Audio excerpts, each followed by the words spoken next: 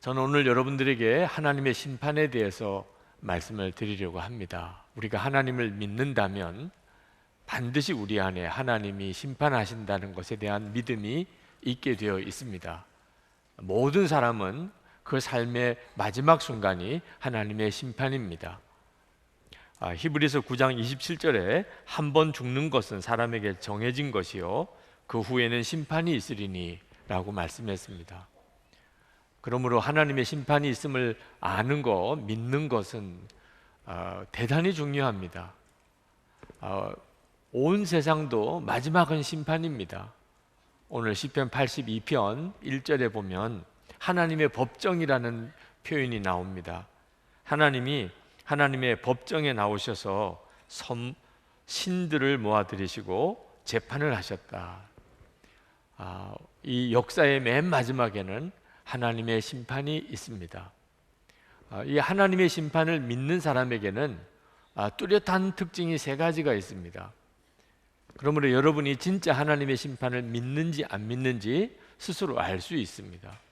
첫 번째 특징은 이 세상이 아무리 악하다 할지라도 낭망하지 않는다는 것입니다. 오늘 여기 본문에 보면 하나님의 법정에 신들을 불러 모으셔서 재판을 하셨다는 표현이 나오는데, 여기 신들은 이 세상의 재판관을 말합니다. 왜 이 세상의 판사들, 이런 재판관을 신들이라고 표현을 했을까? 재판은 하나님에게 속한 일이기 때문입니다. 오직 하나님만이 우리를 재판하실 수 있습니다. 우리의 모든 것을 아실 수 있는 분, 정확하게 아시는 분, 하나님밖에 없으시기 때문입니다. 우리가 나중에 하나님 앞에 갔을 때 어느 누구도 하나님 억울해요 이렇게 말할 사람 없습니다. 하나님은 우리의 모든 것을 아십니다. 그리고 정확하게 판단하실 수 있는 분입니다. 그래서 재판은 오직 하나님만 하셔야 하는 겁니다. 그런데 이 세상에 우리들이 살아가는 동안에 어쩔 수 없이 시시비비 가려야 될 일이 생깁니다. 그래서 하나님께서 이 세상에 재판관을 세우셨습니다. 하나님의 속성을, 하나님의 권위를 하나님께서 그 사람에게 부여해 주셨다는 뜻이죠. 그래서 세상의 재판관을 신이라고, 신들이라고 그렇게 이 성경에서 표현을 하고 있는 겁니다. 그 말은 재판관에게 너가 신이다 이런 말을 하는 것은 교만하라고 말씀하시는 게 아닙니다. 하나님의 심정을 가지고 재판해라. 하나님이 그 재판관을 신이라고까지 이렇게 말씀하신 것은 바로 내 마음을 가지고 내가 하고 싶은 그런 재판을 너희들이 하여라, 그런 뜻입니다. 하나님의 마음이 어떤 거죠? 3절 4절에 나옵니다. 가난한 사람과 고아를 변호해주고 가련한 사람과 궁핍한 사람에게 공의를 베풀어라. 가난한 사람과 빈궁한 사람을 구해주어라. 그들을 악인의 손에서 구해주어라. 하나님이 이 세상의 판사들에게 또는 어떤 왕에게, 재판을 하는 사람에게, 세상의 권력자에게 재판을 위임해 주신 것은 가난한 사람, 돈 없는 사람, 고아 이런 사람에게 은혜를 베풀어라. 그 사람 편이 되어 주어라. 그 사람들이 억울한 일이 생기지 않게 해 주어라. 그런 뜻으로 하나님이 맡겨주셨다는 겁니다. 그런데 여러분 다 잘 알다시피 이 세상의 재판이 그렇습니까? 세상의 판사들, 재판관들, 권력자들은 어떤 생각합니까? 자기가 능력이 있어서 그런 권력을 얻었다고 생각하는 거예요. 교만이 하늘을 찌를 듯 하죠. 자기가 능력이 있어서 자기 실력으로 판사가 되었다. 자기가 힘이 있어서 권력을 얻었다고 생각하는 겁니다. 그리고 힘 있는 사람, 돈 있는 사람, 악한 사람의 편에 서서 가난한 사람, 고아들은 억울하게 만드는 일이 얼마나 많습니까? 지금도 신문에 방송에 오르내리는 그런 일들이 대부분 그런 일들이잖아요. 하나님께서 그 일에 대해서 진노하시고 계신 겁니다. 그래서 성경에 보면 하나님의 선지자들이 하나님의 책망의 말씀을 전할 때 이 세상의 재판관들을 향하여 하신 말씀이 많이 나옵니다. 이사야 5장 23절에 보면 그들은 뇌물로 말미암아 악인을 의롭다 하고 의인에게서 그 공의를 빼앗는도다. 29장 21절에 보면 그들은 송사로 사람에게 죄를 씌우며 성문에서 판단하는 자를 올무로 잡듯 하며 헛된 일로 의인을 억울하게 하느니라. 미가서 3장 11절에 보면 그들의 우두머리들은 뇌물을 위하여 재판하며. 이스라엘만 그렇겠습니까? 전 세계 어느 나라나 재판에 항상 불의가 있고 뇌물이 있고 억울한 사람이 생기는 거잖아요. 우리가 세상을 살아가면 반드시 겪게 되는 일들입니다. 그런데 이런 일을 겪을 때 하나님의 심판을 믿는 성도들은 고통스럽기는 하지만 낙심하지는 않습니다. 왜냐하면 하나님이 결국은 심판하실 것이기 때문에. 하나님이 심판하실 것이라고 하나님이 말씀하십니다. 2절에 보면 언제까지 너희는 공정하지 않은 재판을 되풀이하려느냐? 언제까지 너희는 악인의 편을 들려느냐? 하나님이 하시는 말씀을 시편 기자가 듣고 쓴 거예요. 하나님이 이 세상에 불의한 재판관에 대해서 대단히 진노하고 계십니다. 그걸 믿는 거예요. 아, 하나님이 재판하실 것이다. 그래서 이 세상에 억울한 일이 생기고 불의한 일을 겪으면서도 낭망하지는 않는 거죠.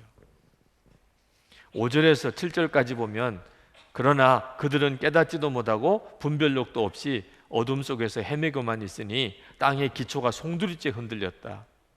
하나님께서 말씀하셨다.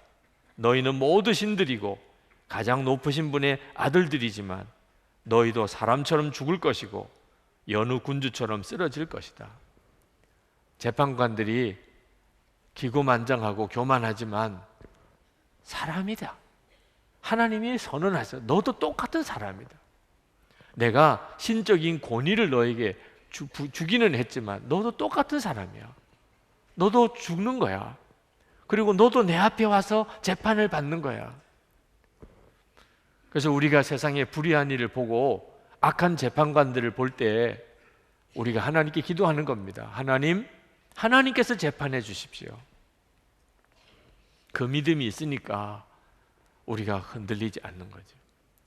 두 번째로 하나님의 심판을 믿는 사람은 스스로 죄의 종노릇 하지 않습니다. 하나님의 심판을 진짜 믿고 하나님께서 재판해 주십시오 라고 이렇게 하나님께 기도한다면 어떻게 스스로가 죄를 지을 수 있겠어요? 하나님이 재판하시는 겁니다. 하나님이 악한 사람만 재판하시는 게 아니고 자기도 동일하게 하나님이 재판하시는 겁니다. 스스로는 은밀한 죄를 짓고 죄의 종노릇 하면서 다른 사람을 하나님이 재판해 달라고 말을 하면 말이 안 맞죠. 하나님의 심판을 믿는 사람은 더 이상 죄 짓고 살고 싶지가 않게 됩니다. 예수님께서 마태복음 7장 22절 23절에서 마지막 날에 될 일에 대해서 말씀하셨어요. 심판날 많은 사람들이 예수님께로 와서 주여, 우리가 주의 이름으로 선지자 노릇을 했습니다. 우리가 주의 이름으로 귀신을 쫓아냈습니다. 우리가 주의 이름으로 큰 권능을 행하지 않았습니까? 많은 사람이 그렇게 올 거라는 거예요. 그때 예수님께서 그들을 보면서 내게서 떠나가라. 내가 너희들을 전혀 알지 못한다. 불법을 행하는 자들아. 주님이 그렇게 말씀하실 거라고 그러셨어요. 주님이 말씀하셨으니까 실제로 그렇게 될 겁니다. 예수님의 이름으로 예언하고 예수님의 이름으로 귀신 쫓아내고 예수님의 이름으로 큰 권능을 행하던 자들이 마지막 날에는 기가 막힌 일을 겪게 될 거라는 거예요. 우리는 그런 점에서 잘못 생각하는 경향이 있습니다. 예수님의 이름으로 예언하고 예수님의 이름으로 귀신 쫓아내고 예수님의 이름으로 큰 권능을 행하는 그런 목회자나 사역자를 보면 이건 하나님이 역사하지 않으시면 이런 일이 있을 수 없지. 그런데 그 사람이 어떤 불법을 행하는 일을 보았습니다. 그러면 마음에 아유, 사람이니까 어쩔 수 없지. 사람이니까 그럴 수도 있지. 근데 그 사람이 하는 일은 너무 놀랍잖아. 하나님이 그와 함께 계시는 게 분명해. 그는 하나님의 사람이야. 이렇게 생각하는 경향이 있다는 거예요. 이단에 빠진 어떤 분과 만나서 이야기를 나눈 적이 있습니다. 그는 그 교회에 그 목사님에게 문제가 있다는 것을 알고 있어요. 그런데도 그는 빠져나오지를 못하고 오랜 기간 동안 그곳에 있었습니다. 왜냐하면 계속 기적이 일어난다는 겁니다.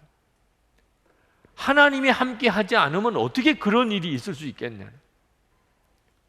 성경을 모르니까, 그러니까 분별을 못하고 있는 겁니다. 혹시 여러분 중에도 그럴 수도 있는 가능성이 있으니까 분명히 말씀을 드립니다.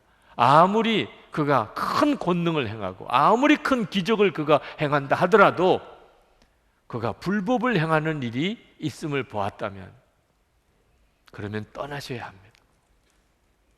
그는 주님 앞에서 떠나가라! 내가 너를 도무지 알지 못한다 라고 하는 말씀을 듣는 자가 되니까 말이에요. 여러분, 하나님을 진짜 믿고 하나님의 심판을 믿게 되면 그러면 죄를 더 이상 짓고 싶지 않아지는 것이 정상입니다. 그걸 보고 이 사람이 진짜 하나님의 사람이구나 하는 걸 알게 됩니다. 세상 사람들 만나서 당신도 죄를 짓고 살지요 라고 말하면 그냥 아주 태연하게 그렇다고 이야기를 합니다. 거짓말한 적이 있습니까? 물론이죠. 아주 너무 명쾌하게 대답. 저 거짓말 많이 했습니다. 다른 사람 속이고 그리고 욕심으로, 시기 질투로, 이기심으로 그렇게 살아본 적이 있습니까? 많지요. 남의 거 훔쳐본 적이 있습니까? 여러 번 했어요. 얼굴에 웃으면서 이야기를 해요. 여러 번. 음란한 짓 그런 일 했습니까? 물론 안 하는 사람 누가 있어요. 술술술 대답 다 합니다.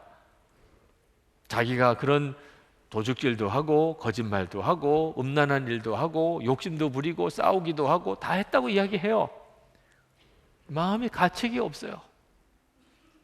그게 사람의 본능인데 별로 마음에 두려움이 없어요. 하나님의 심판을 안 믿는 겁니다. 이건 정말 끔찍한 일이에요. 성경에 보면 마지막 하나님의 심판날이 왜 두려운가? 은밀한 것이 다 드러나기 때문입니다. 로마서 2장 16절에 곧 내 복음에 이른 바와 같이 하나님이 예수 그리스도로 말미암아 사람들의 은밀한 것을 심판하시는 그날이라. 심판날에 우리가 하는 비명소리를 지를 수밖에 없는 것은 내 속에 은밀한 것, 누구도 알지 못한 것, 누구도 알아서는 안 되는 그런 죄들이 다 드러난다는 거예요. 나도 잊어버렸던 일. 여러분, 죄는 잊어버렸다고 없어지는 게 아니라는 거 아시죠? 그게 하나님의 심판 자리에서 다 드러난다는 거예요. 이 사실을 알고 난 다음에는 아무도 안 본다고 죄 짓는 생활 하고 싶은 마음 없어져요. 로마서 13장 12절에 밤이 깊고 낮이 가까웠으니 그러므로 우리가 어두움의 일을 벗고 빛의 갑옷을 입자. 하나님의 심판을 진짜 믿어지게 되면 이제는 사람이 안 보는 것이 없어요. 하나님이 어떻게 어두움 속에 있다고 우리를 못 보시겠어요? 에베소서 5장 8절에 너희가 전에는 어두움이더니 이제는 주 안에서 빛이라. 빛의 자녀들처럼 행하라. 빛의 자녀처럼 행하라는 말은 모든 사람들이 다 보는 것처럼 살라는 거예요.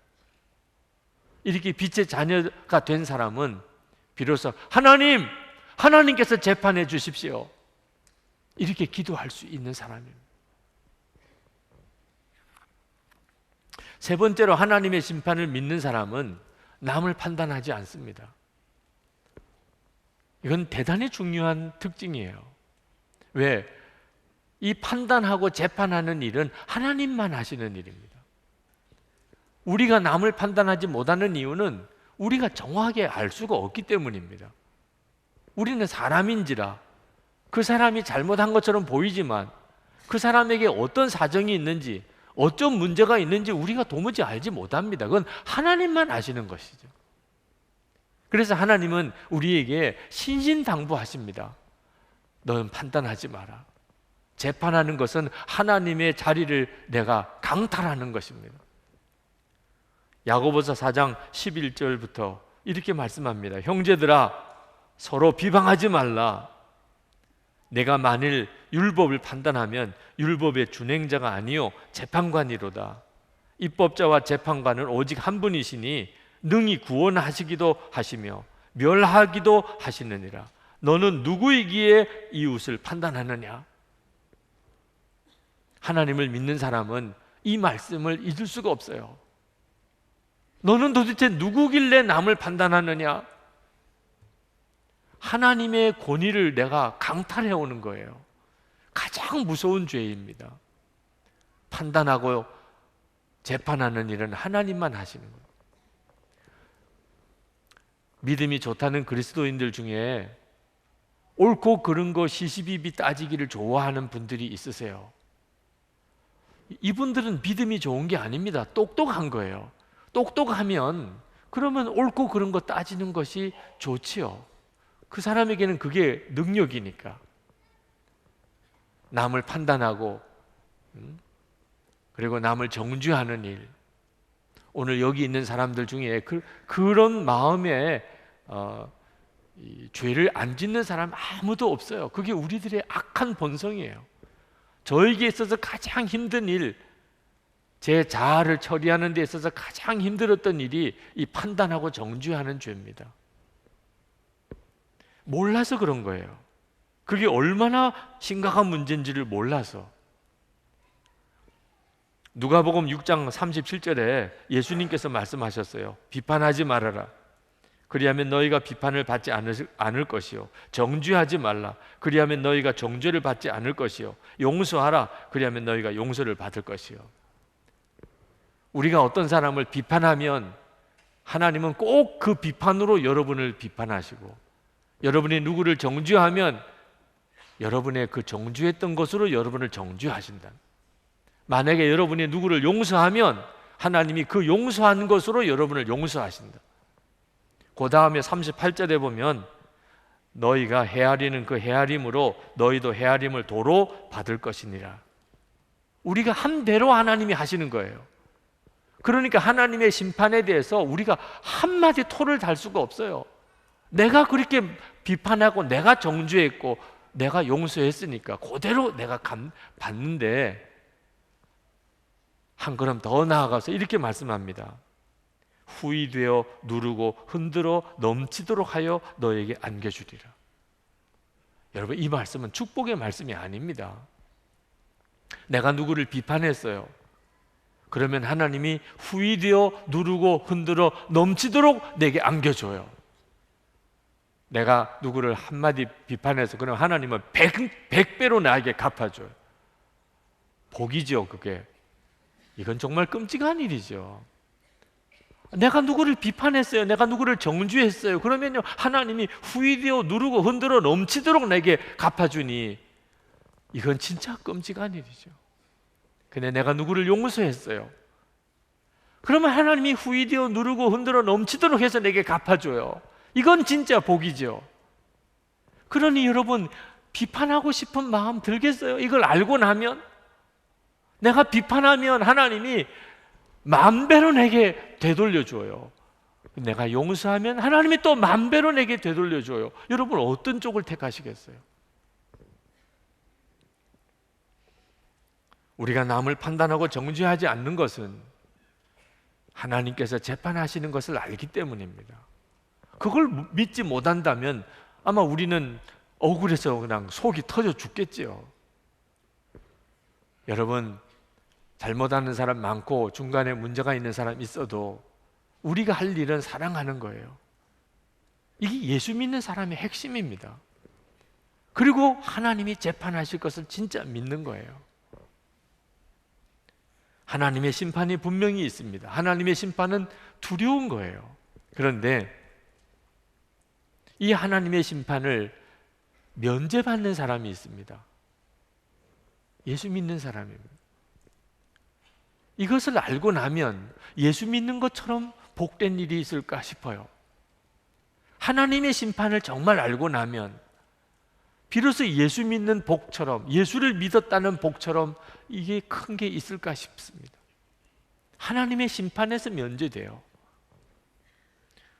요한복음 5장 24절, 나 보내신 자를 믿는 자는 영생을 얻었고 심판에 이르지 아니하나니 사망에서 생명으로 옮겼느니라. 할렐루야. 이게 참 너무 놀랍잖아요. 하나님의 심판은 믿는 자에게는 하나님의 구원의 은혜의 날입니다.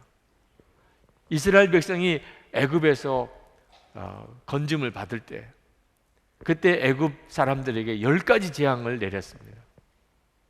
하나님의 무서운 장자 심판까지 10번째 재앙이 임했지요. 그런데 이 재앙은 이스라엘 백성들에게 내린 게 아니고 애굽 사람에게 내렸고, 그리고 이스라엘 백성은 구원을 받았습니다.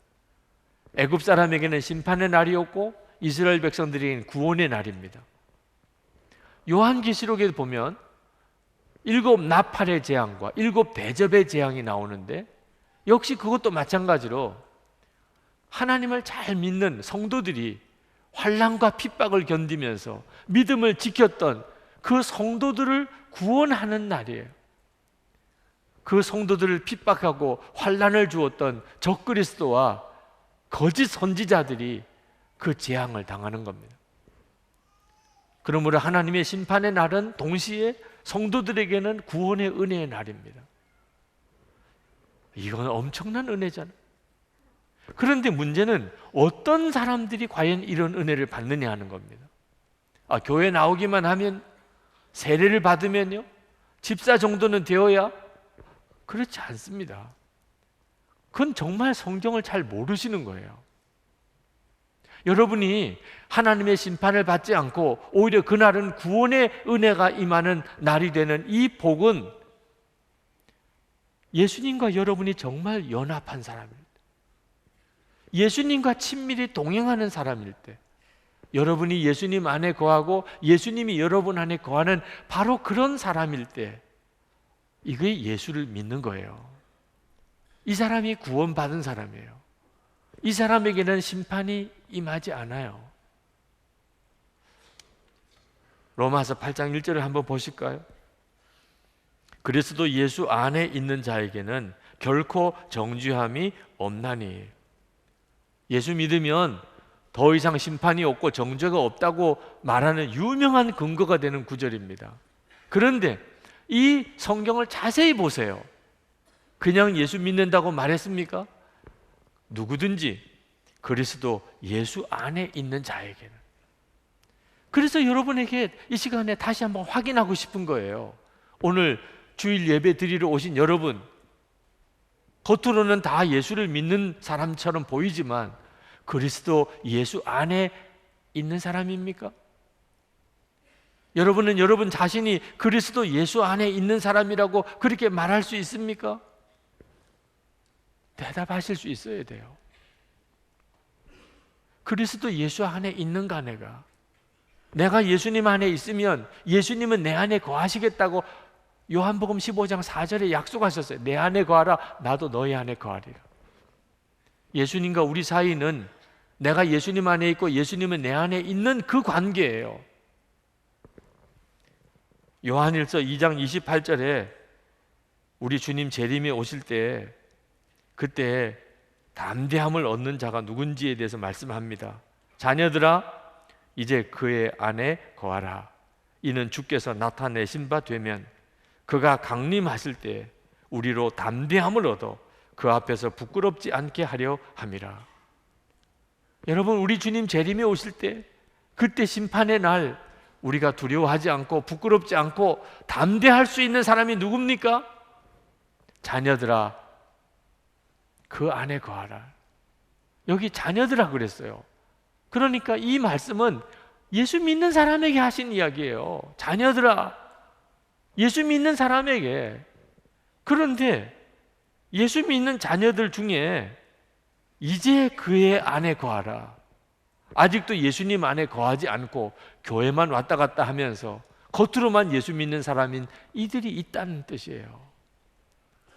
오늘 여러분에게 제가 다른 식의 표현으로 여러분에게 말씀을 드리면 이렇습니다. 선한목자교회 오늘 주일 예배에 참석하신 여러분, 이제 예수 그리스도 안에 거하십시오. 이미 다 거하고 계시다면 이 말씀을 왜 해요? 교회는 나오셨지만 예수님 안에 거하지 않는 이들이 있으니까 이 말씀을 하는 거잖아요. 우리 주님이 오실 때가 가까웠습니다. 하나님의 심판이 반드시 있습니다.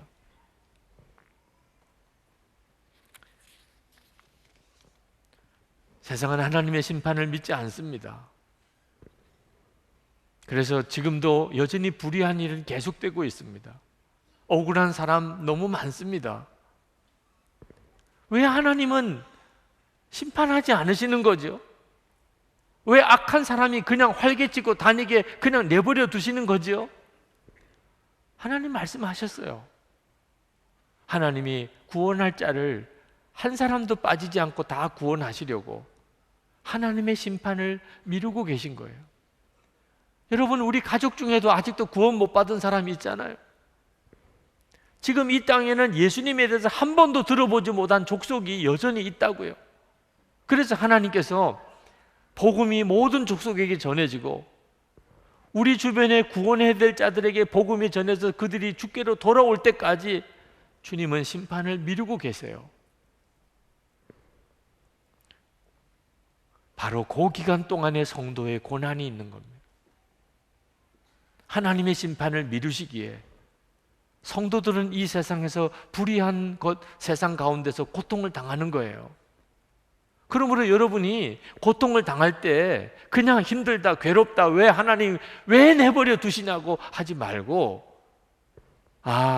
지금도 구원해야 될 자들이 하나님이 기다리시는구나, 아직도 복음이 전해질 곳에 복음이 전해지기를 하나님이 그렇게 기다리시는구나 하는 사실은 알고 있으셔야 돼요. 그러나 견딜 힘이 있어야 되잖아요. 악한 세상에서, 불의한 세상에서 믿음을 지키고 살려면 견딜 힘이 있어야 되잖아요. 주님은 견디라고, 인내하라고 말씀합니다. 히브리서 10장 35절부터 39절입니다. 그러므로 너희 담대함을 버리지 말라. 이것이 큰 상을 얻게 하느니라. 너희에게 인내가 필요함은 너희가 하나님의 뜻을 행한 후에 약속하신 것을 받기 위함이라.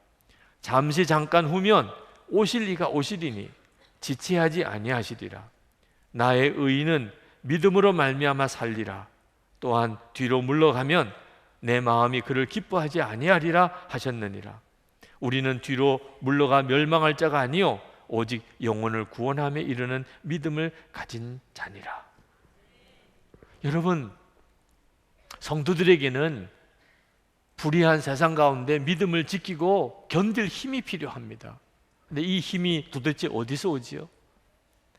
지금도 살아계신 주님을 아는 눈이 열리는 데서 오는 겁니다. 주 예수님이 나와 함께 계시고 내가 주님 안에 거하고 주님이 나와 함께 계시는 것을 내가 바라보는 눈이 뜨이는 사람에게만 불의한 세상 가운데서 믿음을 지킬 수 있는 인내가 가능합니다. 그래서 여러분들에게 24시간 예수님을 바라보면서 매일 일기를 한번 써보시라고 권해드리는 거예요.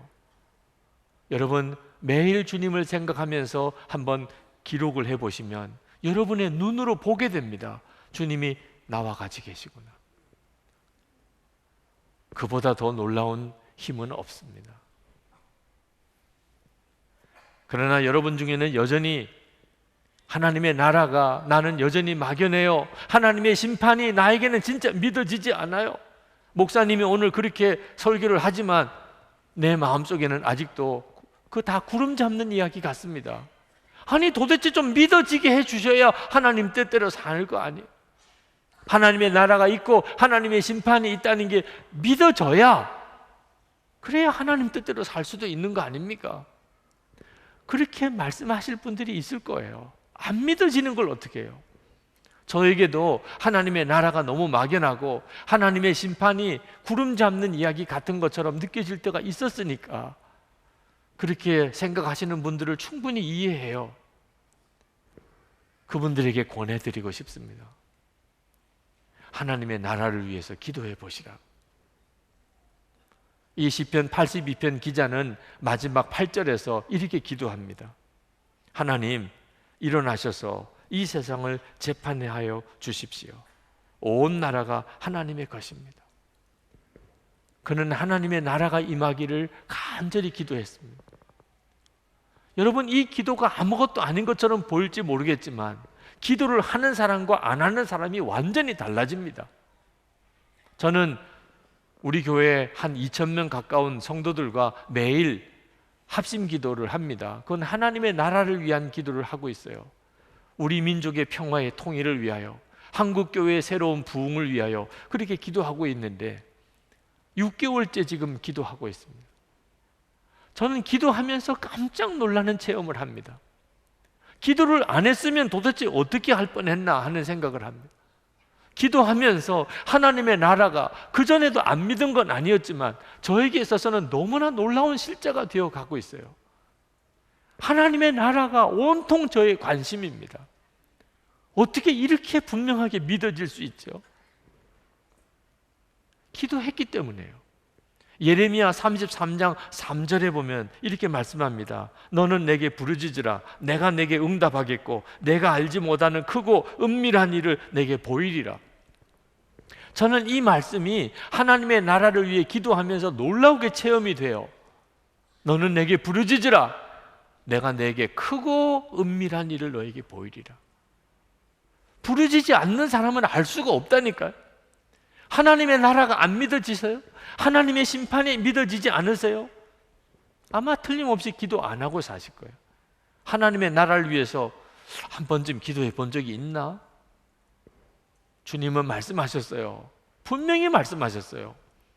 마태복음 6장 33절에 그런즉 너희는 먼저 그의 나라와 그의 의를 구하라. 그리하면 이 모든 것을 너에게 더하시리라.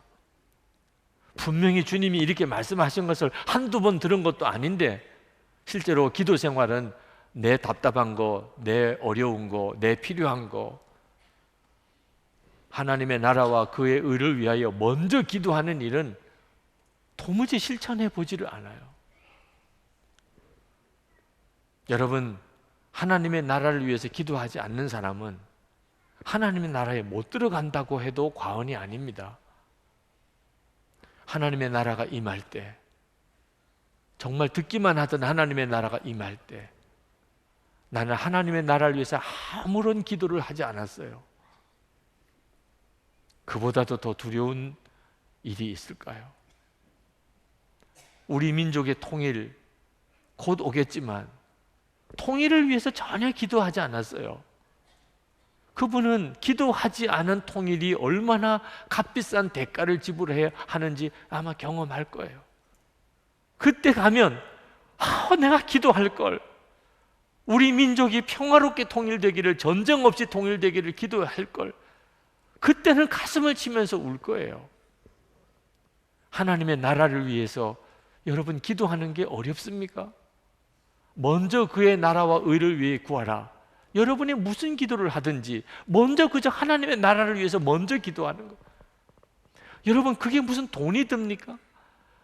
무슨 어려운 학교에 입학하는 겁니까? 실제로 순종해 보니까 이건 진짜 아무것도 아닐 일 같은 일이에요. 그런데도 어째서 이 기도가 그렇게 없지요?